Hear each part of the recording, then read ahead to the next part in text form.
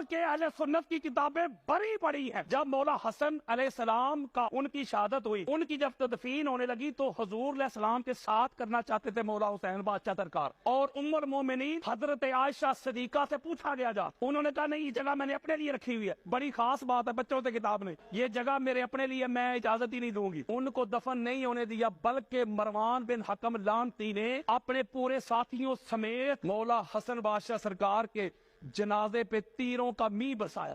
یارو جن کا حق ہی نہیں بنتا، نبی کی وراثت ہی نہیں ہوتی، تو یہ کیسے بن گئے؟ جب نبی کی وراثت تقسیم نہیں ہوتی، ذرا عدل کے ساتھ فیصلہ کیجئے گا. جو آگے الفاظ ہیں نا بخاری میں مسلم میں، جب بی بی نے دلائل دیے، جب بات قبول نہ کی گئی تو پھر الفاظ آگے بخاری میں مسلم میں مسند احمد بن حنبل فہاجرت فغاضب، کہ پاک سیدہ پھر غضبناک ہو گئی، ناراض ہو گئی، خفا ہو گئی، تعلق توڑ لیا. لا تکلمہ حتی ماتت، یہاں تک جب تک پاک سیدہ ظاہراً حیات رہی حضرت ابوبکر سے کلام بھی نہیں کیا، اور رات کے اندھیرے میں وصیت کی. مولا علی علیہ السلام کو بخاری پڑھ رہا ہوں یار، کہ رات کی تاریکی میں پاک سیدہ کی نماز جنازہ مولا علی علیہ السلام نے پڑھائی. ایک روایت میں پیچھے 7 لوگ تھے، ایک میں 6 لوگ تھے، ایک میں 8 لوگ تھے، ایک میں 11 لوگ تھے، اور حضرت ابوبکر اور حضرت عمر کو خبر تک نہ دی.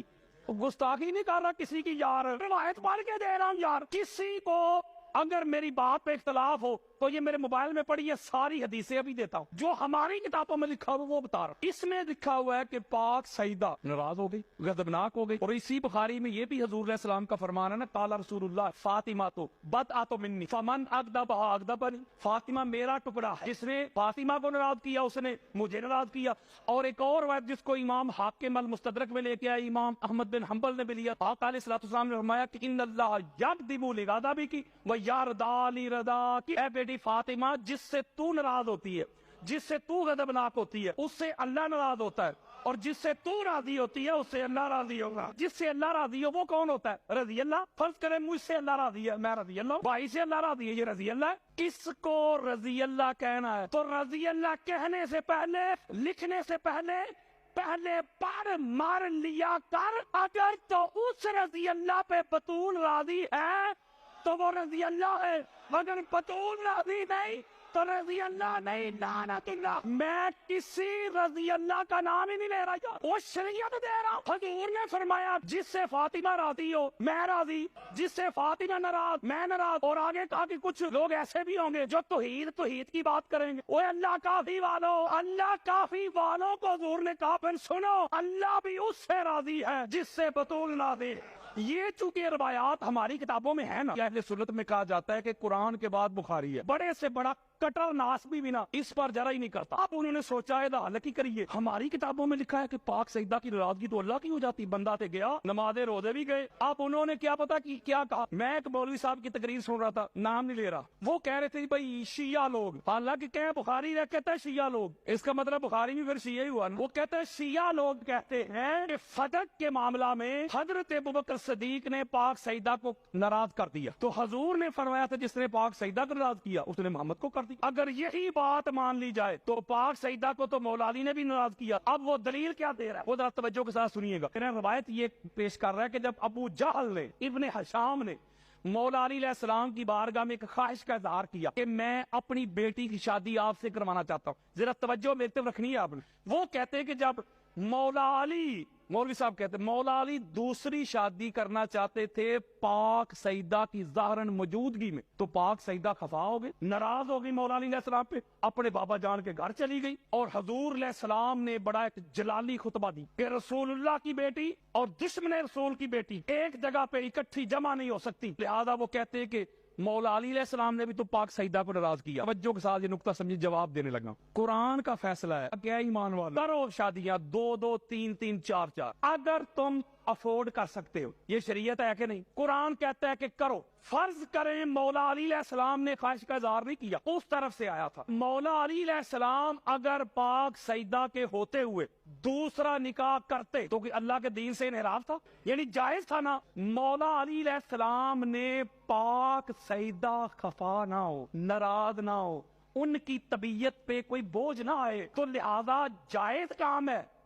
اللہ اور اللہ کے رسول نے مجھے اجازت دی ہوئی ہے، جائز ہے. لیکن پاک سیدہ ناراض نہ ہو، جائز کام بھی چھوڑا کہ نہیں؟ شریعت ہے، اللہ کے رسول نے اجازت دی ہے، شریعت مصطفیٰ ہے، لیکن پاک سیدہ ناراض نہ ہو، کہیں ان کی طبیعت پہ بوجھ نہ آئے۔ حضور علیہ السلام نے جو جملہ کہا، جو جملہ انہوں نے گڑھا ہوا ہے کہ حضور نے فرمایا تھا کہ محمد مصطفیٰ کی بیٹی اور دشمن رسول کی بیٹی ایک گھر میں جمع نہیں ہو سکتی۔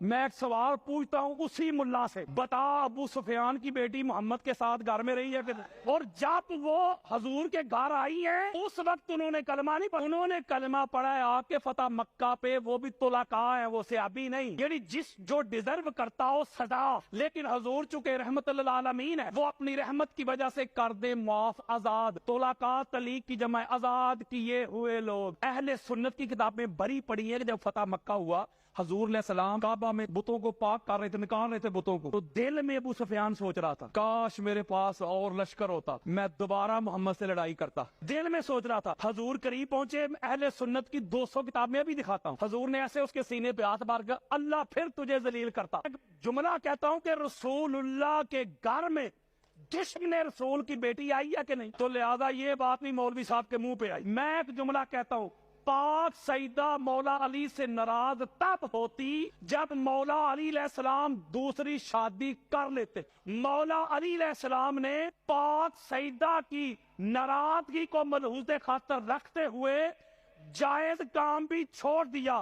چلو مولوی جی ہم تیری مان لیتے ہیں بالفرض، حالانکہ قرآن کے خلاف ہے، چلو وقتی طور پہ میں تیری بات مان لیتا ہوں کہ بی بی کا حق نہیں بنتا تھا، یہ کام شریعت کے خلاف تھا، حضرت ابوبکر اگر کرتے تو حق نہیں بنتا تھا۔ حضرت علی وہ ہیں جو پاک سیدہ کی ناراضگی کی خاطر جائز کام بھی ترک کر دے۔ اگر حضرت ابوبکر کو اتنا خدشہ ہوتا کہ پاک سیدہ کی ناراضگی رسول اللہ کی ہے، اللہ کی ہے، میرا کچھ نہیں بچے گا، تو پھر بے شک وہ جائز بھی تھا۔ کہتے بی بی آپ آ گئی ہیں، ابوبکر خالی نہیں لٹا سکتا، لہذا یہ آپ کا چورن ادھر بکنے والا نہیں۔ وہ کہتے جو ٹھیک ہے جی مان لیتے ہیں۔ حضرت ابوبکر صدیق نے فتق نہیں دیا، حضرت عمر نے بھی فتق نہیں دیا، حضرت عثمان نے بھی فتق نہیں دیا، تو جب حضرت علی خلیفہ بنے تو انہوں نے بھی تو نہیں نہ دیا۔ جو قانون پہلے 3 خلافات پہ آپ لگاتے ہیں وہی مولا علی پہ لگے۔ اب اس کا جواب سنیں، مولا علی علیہ السلام کی جو ظاہراً خلافت ملی ہے 4تھے نمبر پہ، پہلے دن سے لے کے شہادت تک کوئی ایک دن ایسا نہیں گزرا مولا کی خلافت میں جس میں کوئی سکون کا سانس ملا ہو، سوکھ کا سانس ملا۔ بڑے لوگ ادھر بیعت کر کے گئے، بصرہ جا کے بیعت توڑ دی، ادھر ساتھ دینے کا وعدہ کر کے گئے، ادھر ایک لشکر تیار کر کے مولا کے سامنے آ، جنگ جمل ہوئی، صفین ہوئی، نہروان ہوئی، کبھی کوفہ پہ حملہ ہو رہا ہے، کبھی بصرہ پہ حملہ ہو رہا ہے، کبھی ادھر شور سے شروع ہو گئی ہیں، کہیں ادھر ہو رہے ہیں، کہیں شام میں نئی حکومت کا اعلان ہو رہا ہے۔ مجھے بتائیں ایسے حالات مولا علی علیہ السلام اگر یہ فیصلہ کرتے تو آج مولوی نے یہ کہنا لو جی خود سخی تھے اتنے بڑے، آتے ہی پہلے اپنا صدق لے لیا۔ مسئلہ کھجوروں کا نہیں تھا، مسئلہ عزت ناموس مصطفیٰ کا تھا۔